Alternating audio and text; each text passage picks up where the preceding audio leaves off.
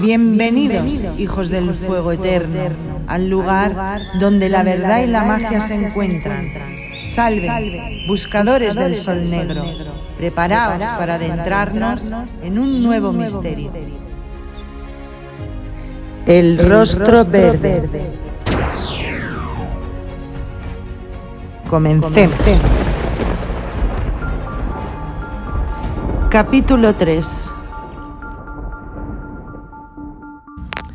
Hauberrisser caminaba por las calles preso de una furiosa agitación cuya causa ignoraba por completo.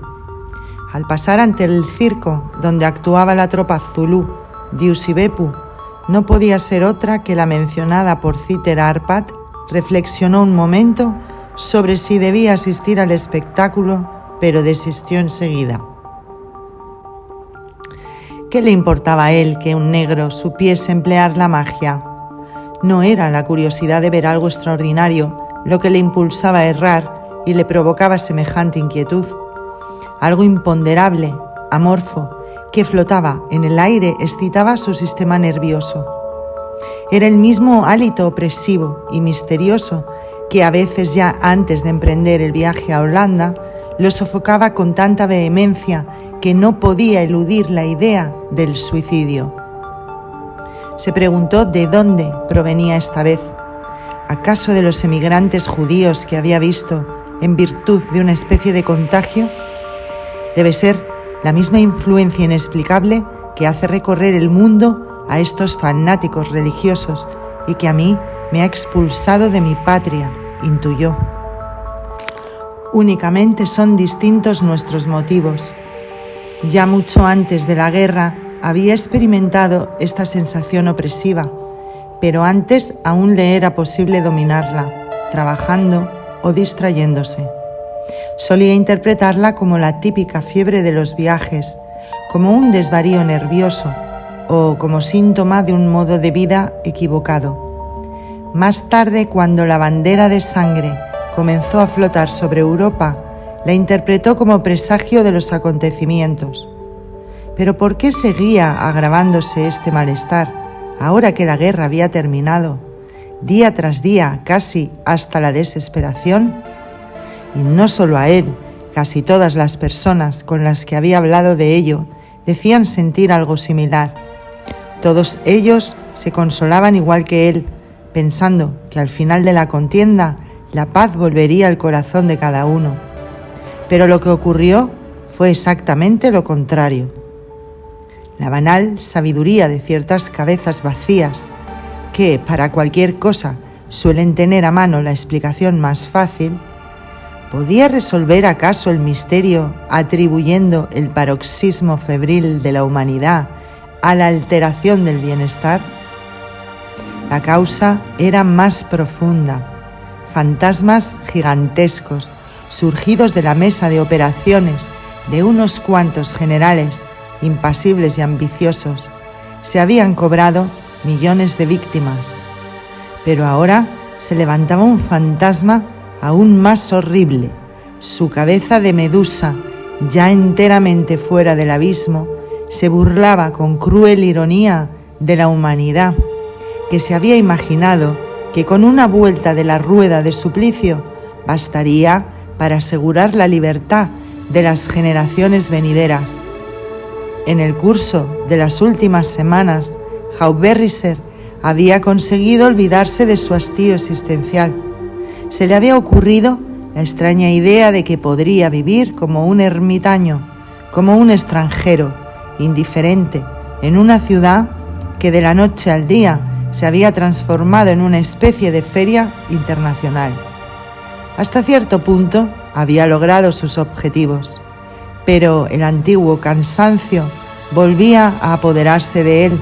A la menor ocasión se instalaba de nuevo en su interior, multiplicado por el espectáculo de la multitud que se tambaleaba a su alrededor, arrastrando su vacío.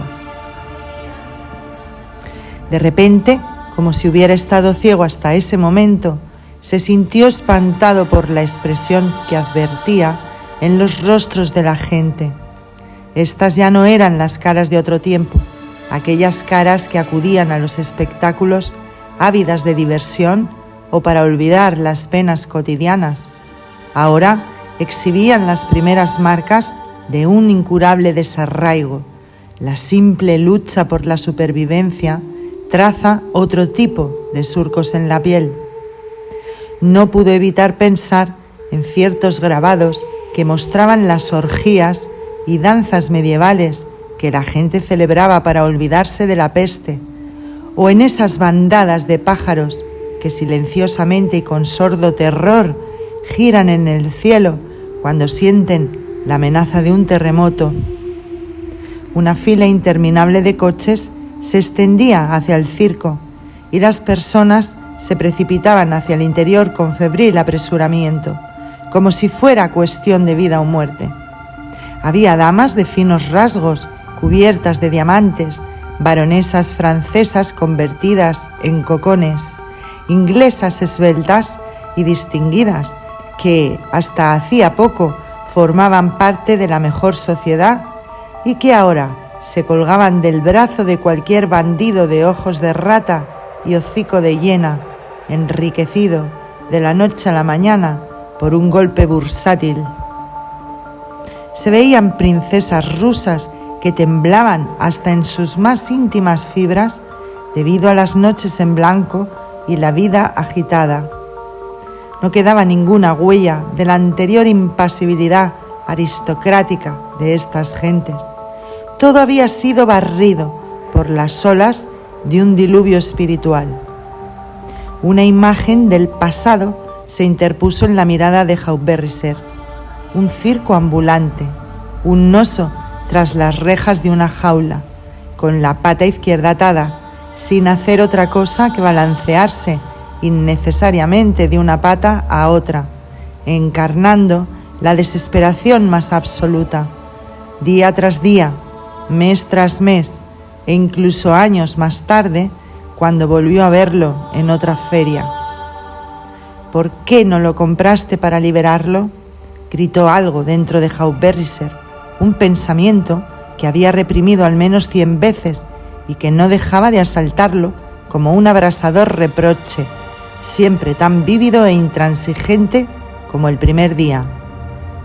Era un hecho aparentemente insignificante y minúsculo en comparación con las enormes negligencias que se acumulan en la vida de un hombre, y sin embargo se trataba del único pensamiento que el tiempo no era capaz de borrar. La sombra de los millares de animales torturados y asesinados pesa sobre nosotros como una maldición, y su sangre clama venganza, pensó Hauberrisser confusamente. ¡Ay de nosotros si el alma de un solo caballo se encuentra entre los acusadores del juicio final! ¿Por qué no lo compré y lo liberé en aquel momento? ¿Cuántas veces se había colmado de amargos reproches por aquello, callándolo siempre con el argumento de que la liberación del oso no habría tenido más importancia que el movimiento de un grano de arena en el desierto? Pero, ¿había llevado a cabo jamás algo que tuviera más importancia?, se preguntaba pasando revista a su vida. Había estudiado, privándose del sol, para construir máquinas que estaban ya más que oxidadas, perdiendo así la oportunidad de ayudar a otros a disfrutar de ese mismo sol. Solo había contribuido por su parte a aumentar el sinsentido universal. Se abrió camino penosamente entre la densa multitud y cuando llegó a una plaza desierta paró un taxi y ordenó al taxista que lo condujera hasta las afueras de la ciudad. De golpe se había apoderado de él una necesidad imperiosa de resucitar los días de sol perdidos. Las ruedas traqueteaban por el adoquinado con una lentitud desesperanzadora. El sol estaba a punto de ponerse. Impaciente por llegar de una vez al campo, su irritación se incrementaba más y más. Cuando divisó por fin el verde graso de la tierra, los millares de cabezas de ganado, protegidos con mantas del frescor de la tarde, las campesinas holandesas con sus cofias blancas y sus cubos de ordeñar, tuvo la impresión de que la imagen se proyectaba sobre una inmensa, pompa de jabón. Mirando los canalillos donde se reflejaban los rayos rojos del sol poniente, creyó hallarse delante de un país de ensueño que nunca jamás debería pisar. El olor a agua y prados solo consiguió transformar su inquietud en melancolía y abandono. Luego, al oscurecer y ascender sobre la tierra una niebla plateada, le pareció que su cabeza era una cárcel dentro de la cual él mismo estaba sentado, observando a través de sus ojos, como por unas ventanas cada vez más empañadas, un mundo de libertad que se despedía para siempre. Al reaparecer las primeras hileras de casas, la ciudad estaba sumergida en una profunda penumbra. El tañido de los innumerables campanarios vibraba en la neblina. Despidió el taxi y echó a andar en dirección a su piso, atravesando callejuelas retorcidas y bordeando canales donde flotaban toscos e inmóviles barcos negros, hundidos en una marea de manzanas podridas y basura. Ante las puertas de las casas había grupos de hombres sentados con pantalones azules y blusas rojas. Las mujeres charlaban remendando las redes de pescar y bandadas de niños jugaban en la calle. Pasó rápidamente ante los portales abiertos que emanaban un tufo a pescado, sudor y miseria cotidiana.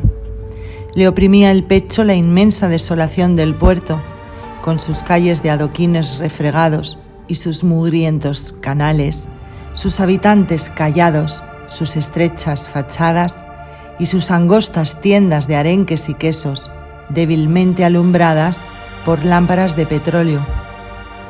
Por un instante sintió nostalgia de las ciudades más serenas y soleadas donde había vivido. De repente le apetecía vivir nuevamente en ellas.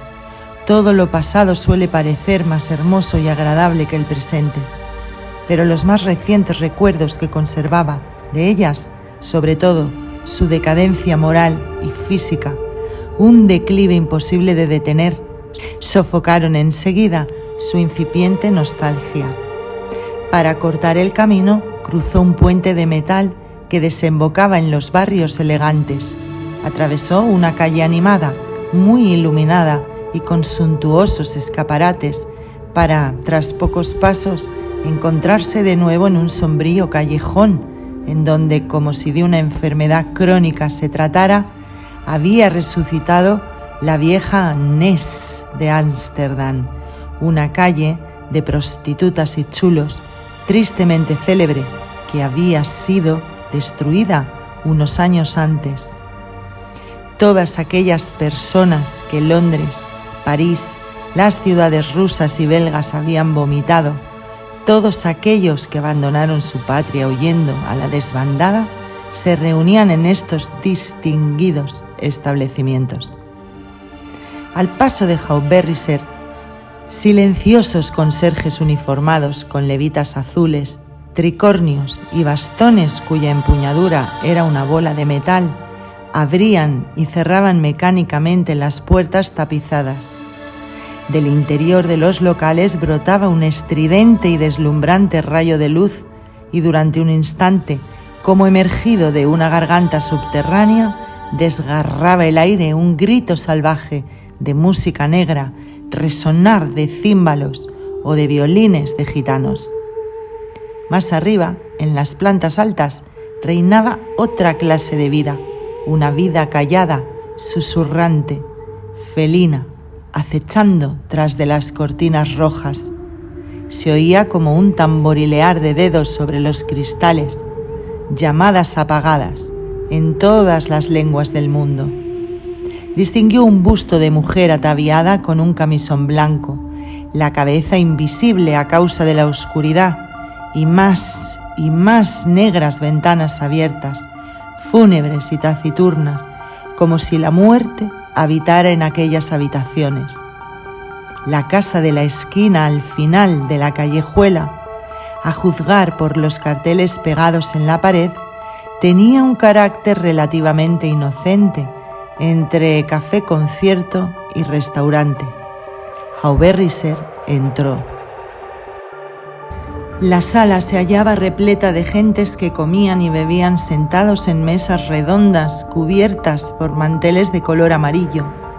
Al fondo, sobre un tablado, había una docena de cupletistas y cómicos que, sentados en semicírculo, esperaban su turno.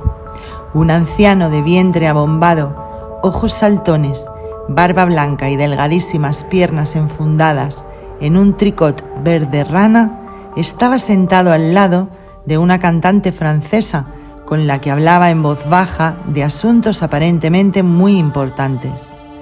Mientras tanto, el público escuchaba sin comprender un discurso pronunciado en alemán por un actor disfrazado de judío polaco.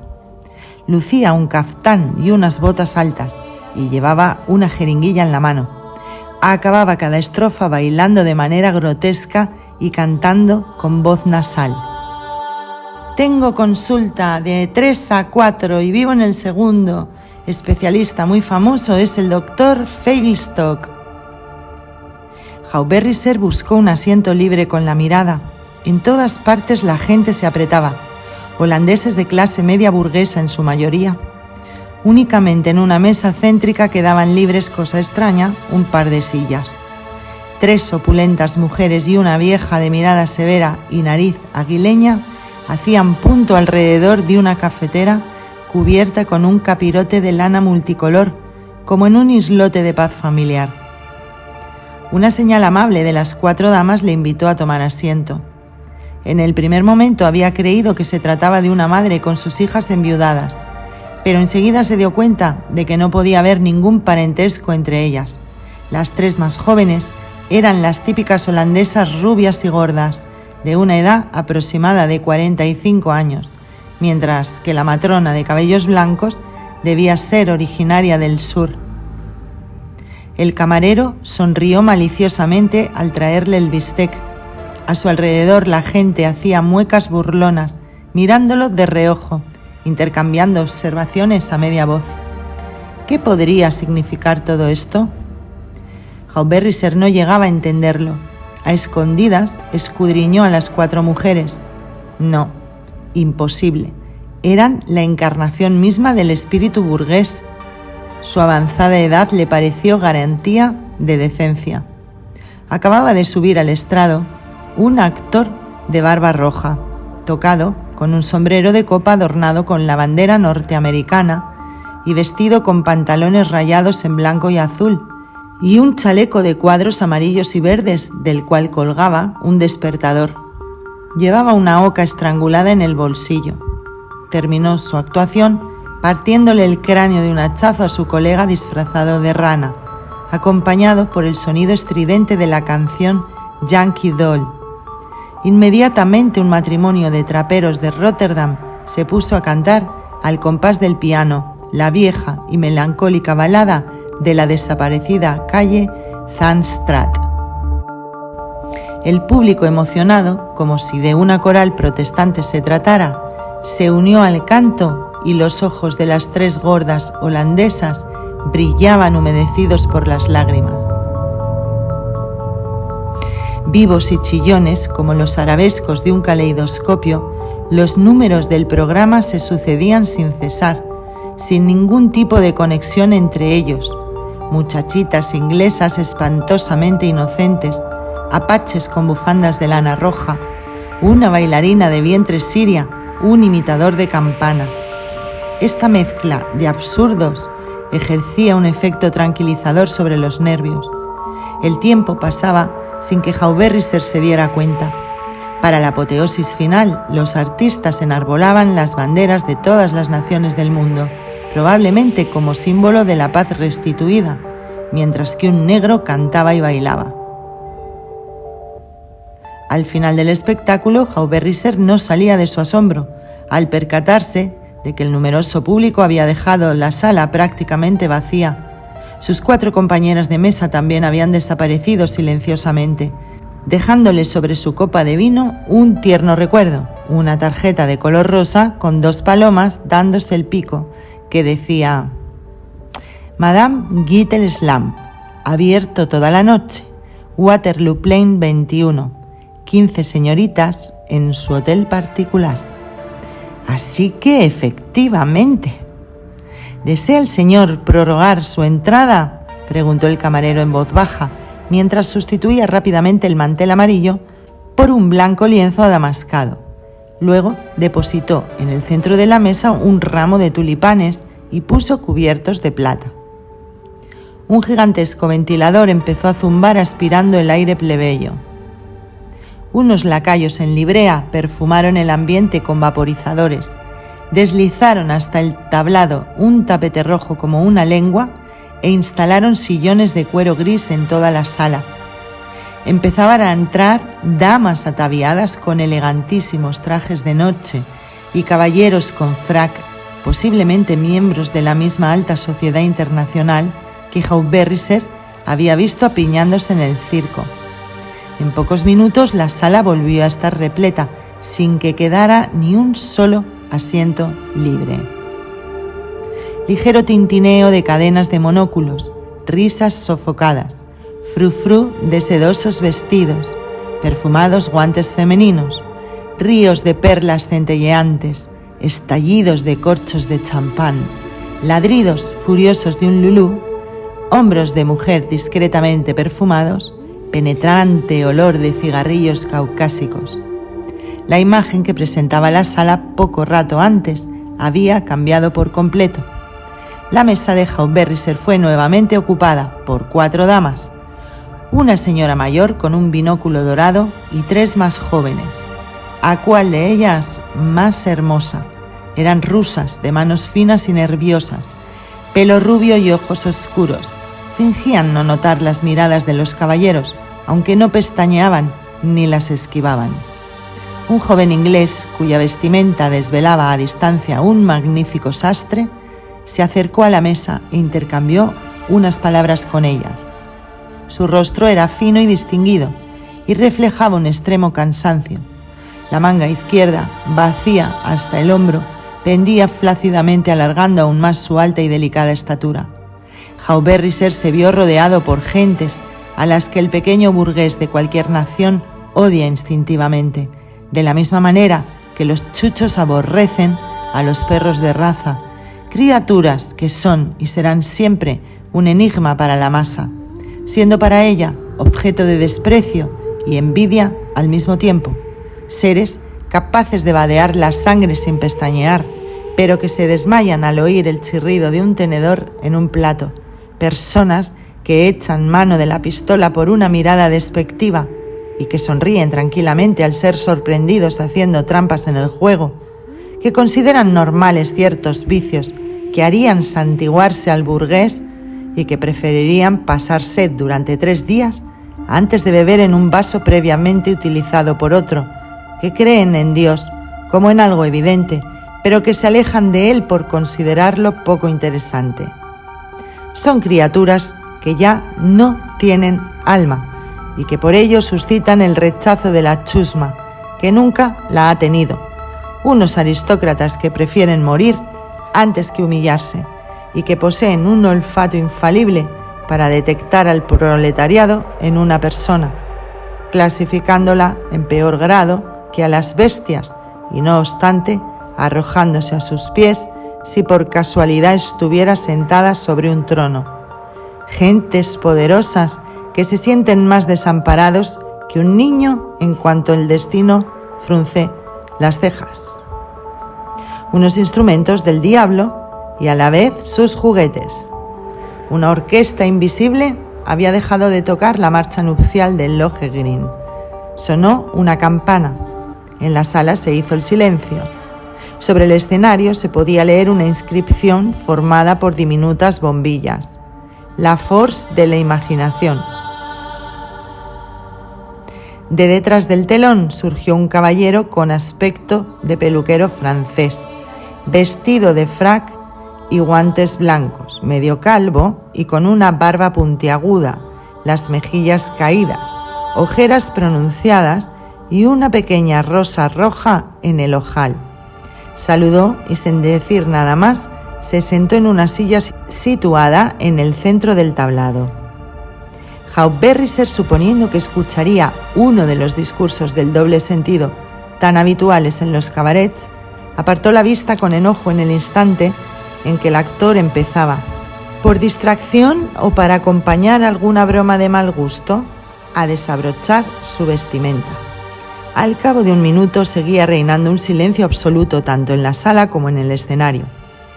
Luego comenzaron a tocar 2 violines de la orquesta y se oyó, como viniendo de muy lejos, el sonido nostálgico de un altavoz que entonaba la melodía de «Guárdete, Dios, hubiera sido tan bonito que Dios te guarde, no ha podido ser». Sorprendido, Haut-Berriser cogió sus prismáticos y los enfocó hacia el escenario. Lo que vio le espantó tanto que casi se le cayeron de las manos. ¿Qué ocurriría allí? ¿Se había vuelto loco de repente? Un sudor frío le cubrió la frente. No cabía duda, tenía que estar loco.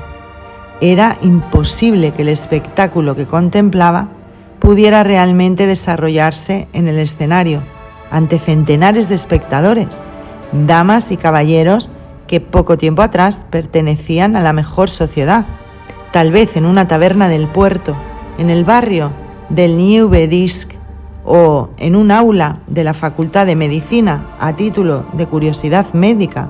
Pero aquí, ¿acaso estaba soñando? A lo mejor se habría producido un milagro que atrasara de golpe la aguja del tiempo, situándola en la época de Luis XV. El actor se cubría el rostro con ambas manos, apretándoselo como alguien que intenta imaginarse una cosa lo más vivamente posible, poniendo en juego toda la fuerza de su fantasía. Al cabo de unos minutos se levantó, saludó con una inclinación rápida y desapareció.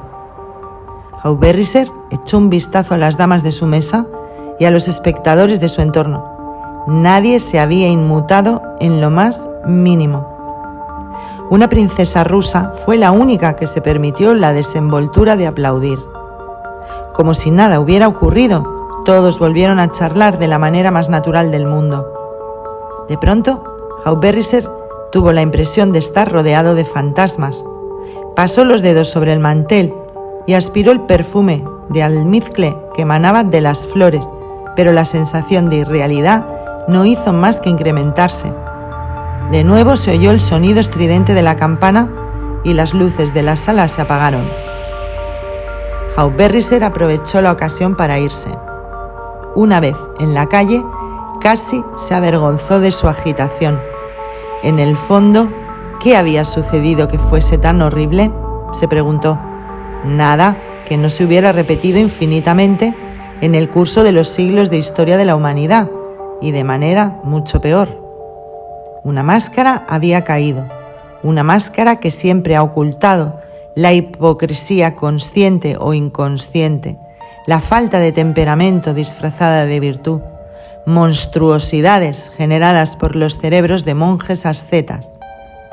Durante unos cuantos siglos una imagen morbosa, tan colosal como un templo, había tomado la apariencia de la cultura.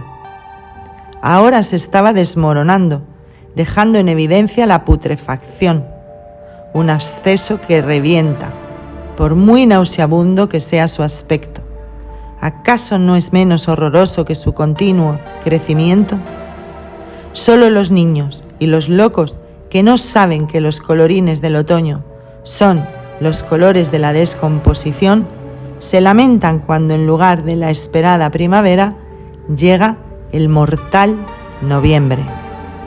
Por mucho que Haut-Berriser se esforzaba tratando de recobrar su equilibrio y de sustituir el juicio prematuro de la emoción por el frío razonamiento, el terror no cedía ante los argumentos de la razón.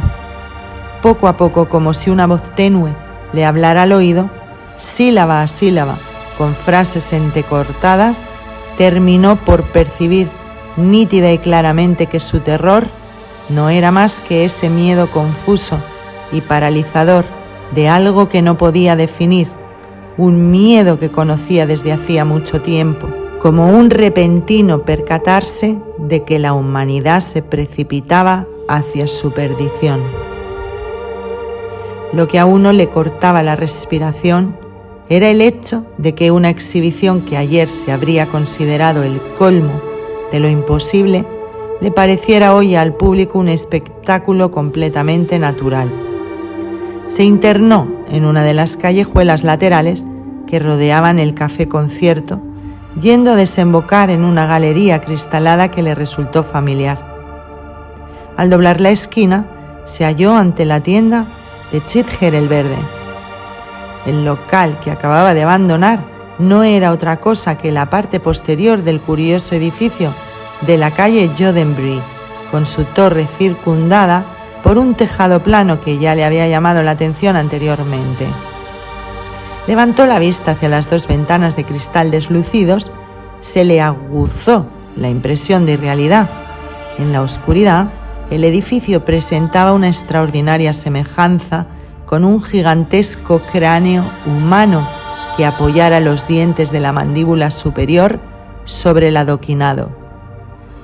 Camino de su casa se le ocurrió comparar el fantástico desorden del interior de aquel cráneo de piedra con la multitud de pensamientos que se embrollaban en el cerebro de las personas.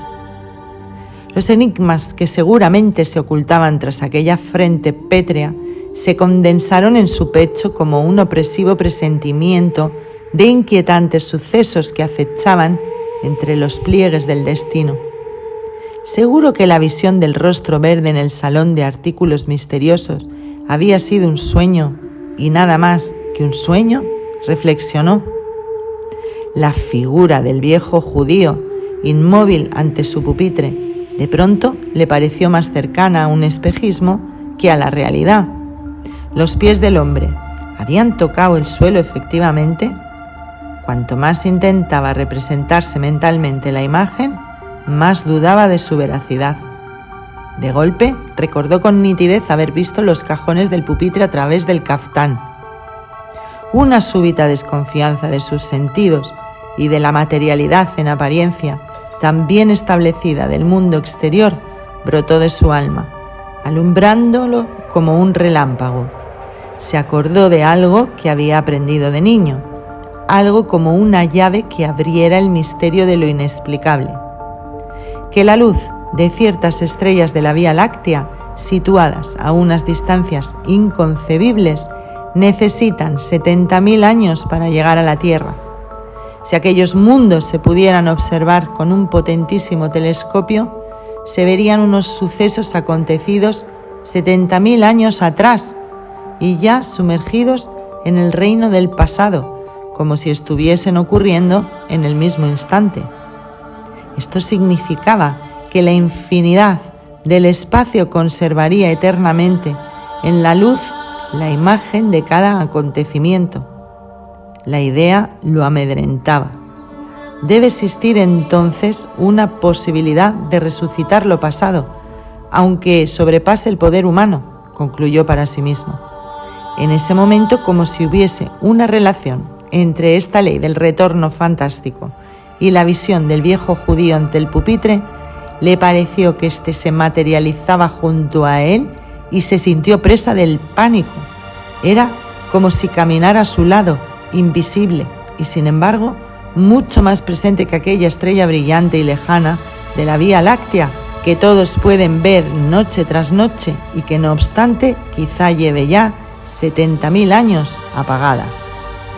Se detuvo frente a su vivienda, una casa pequeña, antigua y estrecha, con solo 2 ventanas, precedida de un jardincillo. Abrió la maciza puerta de haya. La sensación de estar acompañado era tan nítida que involuntariamente miró hacia atrás antes de entrar. Subió la escalera, que era justo lo bastante ancha para una persona, como en casi todas las casas holandesas, y tan empinada como una escalera de bomberos, y penetró en su dormitorio. Era un cuarto largo y estrecho, con el techo de artesonado. En el centro había una mesa y 4 sillas. Todo lo demás, los armarios, las cómodas, el lavabo e incluso la cama, estaba empotrado en las paredes revestidas de seda amarilla. Tomó un baño y se acostó. Al apagar la luz, reparó en un cartón de forma cúbica que se hallaba sobre la mesa. el oráculo de Delfos que he comprado en el salón de artículos misteriosos, recordó somnoliento. Al cabo de un rato, un sobresalto lo sacó de su sueño. Creyó haber oído un ruido extraño, como si una mano golpeara el suelo con unas varitas. Debía haber alguien en la habitación. Pero si había echado el cerrojo de la puerta, se acordaba perfectamente. Palpó la pared con cuidado, en busca del interruptor, cuando algo como una tablilla de madera le golpeó ligeramente en el brazo. En el mismo instante oyó un ruido en el muro y un objeto de poco peso le cayó sobre la cara. Un segundo más tarde lo deslumbró la luz de la bombilla. Sonaron de nuevo los golpes de las varitas. Provenían del interior de la caja verde que estaba sobre la mesa. ¿Se habrá puesto en marcha el mecanismo de esa estúpida calavera de papel? Eso será todo, gruñó Hauberrisser con enojo. Asió el objeto que le había caído encima. Todo lo que pudo discernir con sus ojos medio adormilados fue que se trataba un rollo de folios repletos de letras finas y borrosas. Lo arrojó al suelo, volvió a apagar la luz y cerró los ojos. Tiene que haberse caído de alguna parte, o puede que haya tocado la puertecilla de algún armario secreto, se dijo. Se agolparon en su cerebro una serie de imágenes cada vez más fantásticas. Acabó soñando con un cafre zulú, que tocado con un capirote de lana y exhibiendo verdes membranas natatorias en los pies, tenía una tarjeta del conde Cienczowski, mientras que el calavérico edificio de la calle Jodenbry hacía guiños y muecas. Lo último que captó del mundo real, antes de sumergirse en los abismos de un sueño profundo, fue el silbido tembloroso de una sirena de barco. El guía debe venir del reino del espíritu.